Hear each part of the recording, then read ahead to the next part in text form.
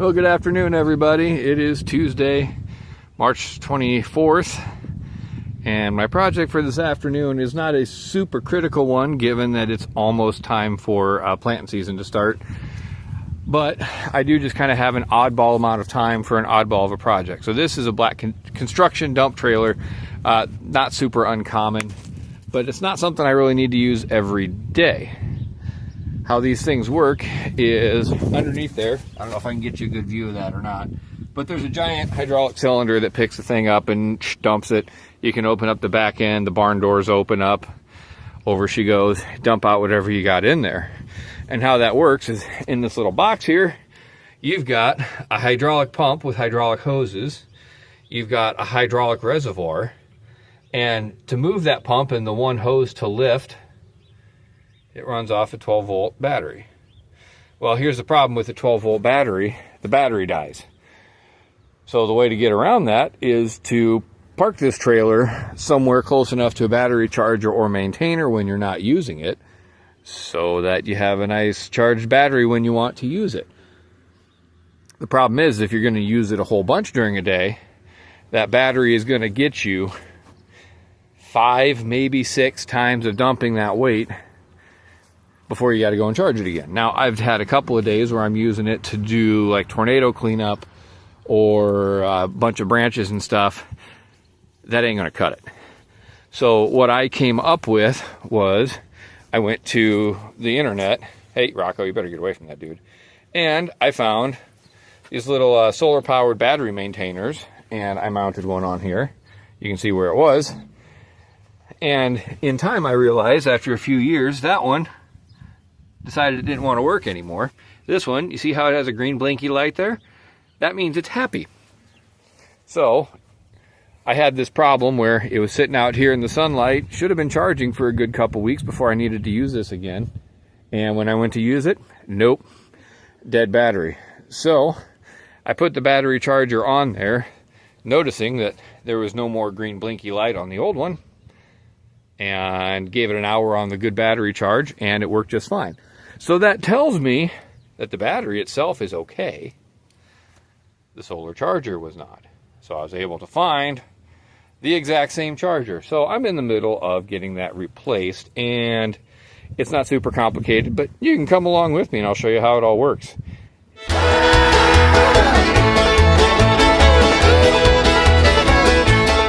So the wire coming out of the solar panel was like this all the way through, and then it had a little fitting like this, and that's a pretty universal fitting. You can kind of find those anywhere and hook them up to all kinds of things.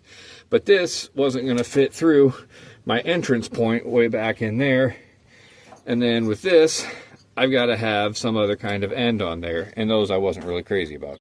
So the pieces that it came with were like this. I could hook this end up into what there was, which was this piece, and then I could hook it up with these alligator clip guys. But these alligator clip guys, they're kind of cumbersome inside here. They take up some room, they can jiggle loose. I don't really want that. So we got rid of those. You have another option where you can just hook up bare wires, which is essentially what I'm doing, just without having to drill such a big hole to get that through there. The other thing in an automotive setting is if you have a cigarette lighter power plug, you can actually plug it into that back feed through there and charge the battery with it, with the solar panel sitting in the windshield or in a window somehow. And they even give you little suction cups over there if you want to hook those up into those little holes and slots there on the sides. And you can keep your car battery from going dead over time. But what I'm going to do is none of the above. And I just cut the end of it off, slipped it through there, and we're going to hook it up like that, which is one of the options they give you. So we're just going to do it my way. Now I'm going to use these eye hooks to hook onto these, and then it's going to hook onto the bolts that hold those battery terminals on. But I wanted to fish this through there while that was still all connected, and then cut it so that I don't have to make any bigger hole back there in the corner. Now what I'm going to do is take my little eye hookies here, and we're going to crimp those on to those connections there. If I can get this open without tossing my little eye hooks all over the place. think these might be a size too big also. There, little dudes. There's one. There's two. Oh, there's 5. I don't want 5. 2 will do. Okay. And these are way too big. So what we're going to do is, I'm going to set my little eye hooks there. I should have gotten smaller ones. I'm going to strip a bunch more clean wire off of there. And we're going to twist it up so it stays together better. And then, because those are for bigger wire, but I wanted the bigger eye on there to fit on that 1/4 inch bolt, we're going to spin that around, double it up like that, and then put that in here. Grab my crimpy tool and mash it on there. Listen to my knuckles snap, crackle, pop while I do so. That's when you know you got it good, when your knuckles pop. There we go. That should be all right. And I got that hooked on there good. And here's another positive terminal to put on there. So I got to put my bolt through. And I can hang that on here so it doesn't go anywhere. Okay. I'll put those. Number 1 there. Oh, that's not the right one. We got to put the other one of these on first. That one was a neutral or a black. And that one is still hooked up there, so I'm not messing those up. Oh, let's put the other eye hook on here first. Get some extra off of there. If any of you out there are electricians or actually know what you're doing, I do too, and I know that this is not kosher. Crunch. Okay. Red on red. Let's hook that negative up first so I don't fry something real good. Where am I going to hook that up to? We'll go over here. Yeah, because otherwise I got to take that one off, so we'll just do this. And flip you around this ways. And in you go. Hook you up to the battery somehow. Oh, now I won't get you back in. Okay, now I got you back in. And like so. Like so. And then we take this one that was on here before, and this one that I'm putting on here afresh. Hook you on there because you're bigger. Hook you on there because you're smaller and gonna act like a washer. And then put our little nut friend on there. Here we go, happy little nut friend. Just make me the Bob Ross of fixing things if I have a happy little nut friend. And that's not the right size wrench. That's not the right size socket. No! And I'll tighten you up.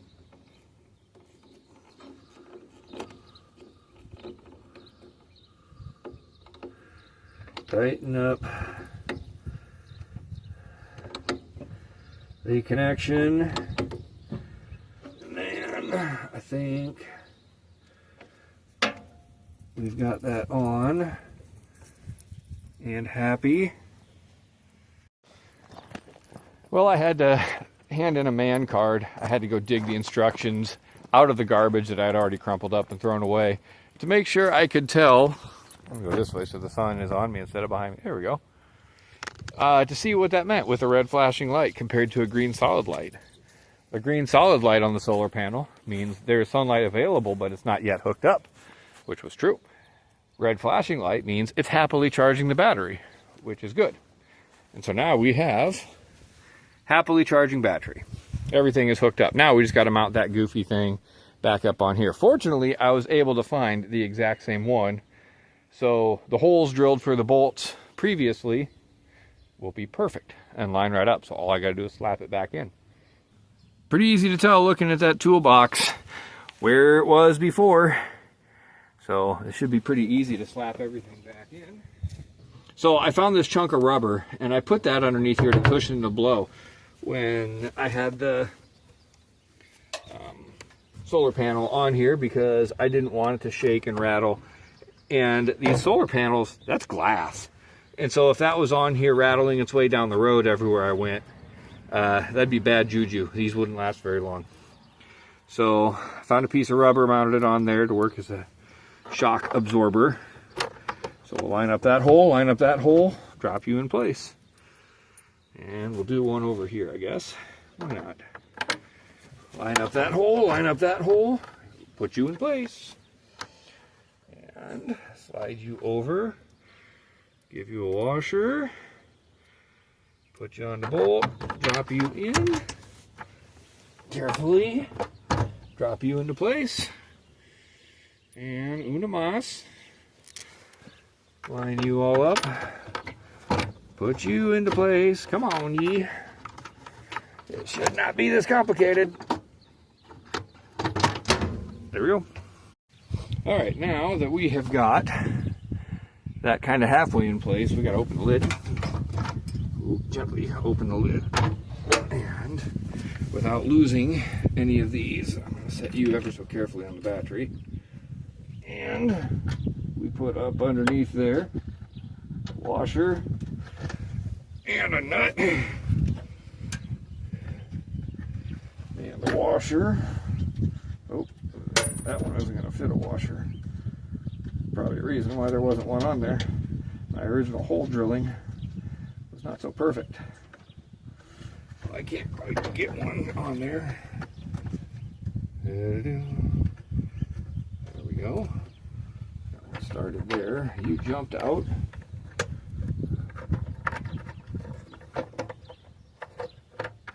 You jumped out. Let's get you in. For crying out loud, let's get you in. Washer, nut, in. We started now. Now, how now, brown cow? How do you go through there?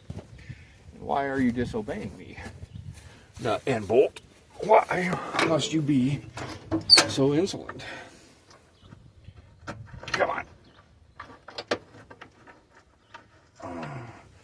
That's right. I was created to have dominion over you, pieces of metal. You will obey. You will submit to my authority.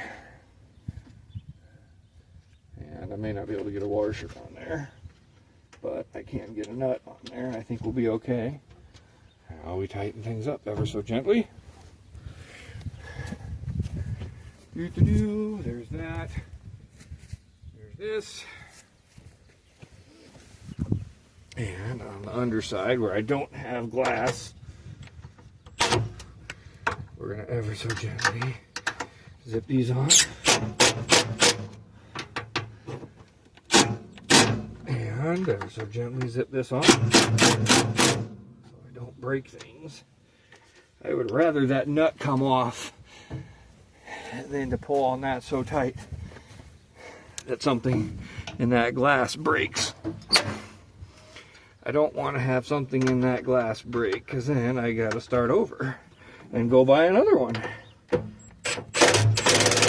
These aren't horrendously expensive. It was about $50, maybe a little more. But to get a battery maintainer, which I have several of, that you can plug into any kind of vehicle, and it kind of works as an alternator, where it will just regulate the battery, charge it with a slow trickle charge when it needs it, kind of like your car would do. Those are about 40 bucks, and getting a solar powered one is about 50. So for this application, when I don't have an engine and an alternator, for 10 bucks I don't have to go plug it in anywhere if I'm going to go purchase my own otherwise. So it's a no-brainer.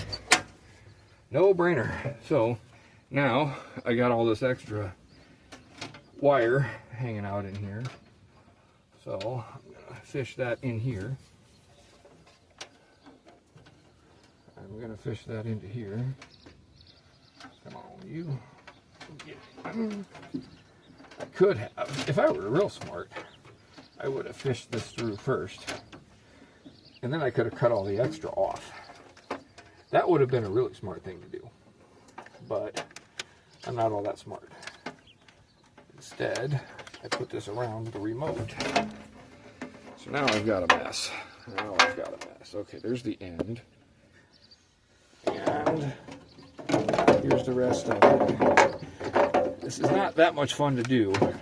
It's really not that much fun to do when I've got a lid on my head. Okay, so I got that, and that can all just kind of go and hide back here. And that's not going to hurt anybody. There we go.